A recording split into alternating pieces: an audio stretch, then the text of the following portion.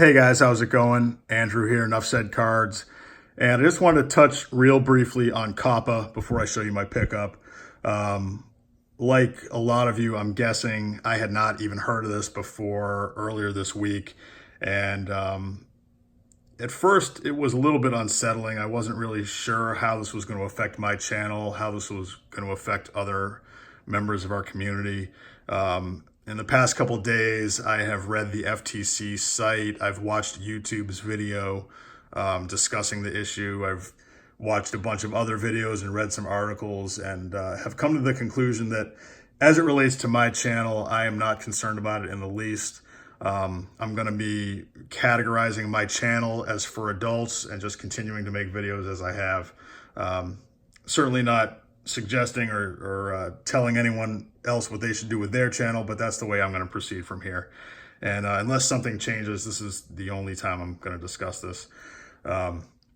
Okay, so about a week ago, I was scrolling through eBay and saw a postcard, that early Red Sox postcard that at the time had a current bid of about $3, and I just threw in a bid of $5 and didn't really expect to win, but kind of forgot about it and ended up winning it.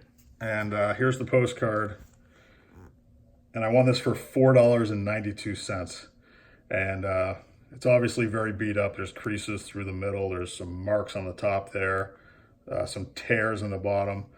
But for $4.92, I'm pretty happy to have won this. I have another version of this postcard. You can see on the top here, it says Red Sox warming up, Fenway Park, Boston, Mass. And the image is very slightly different. The clouds look a little different, but as was typical at the time, there'd be different versions of essentially the same image. And this one here was produced by a company called Mason Brothers, which was a popular postcard company at the time. And this one by Israelson and Company, Roxbury, Mass., which was another popular company. So this one here, the new pickup, unfortunately, the postmark is kind of cut off where it would say what the year was. I think that the stamp may have been there and then was later removed and taken with it, the year on the postmark, but it was sent on July 19th. These were made in the teens. This one here was sent in 1916.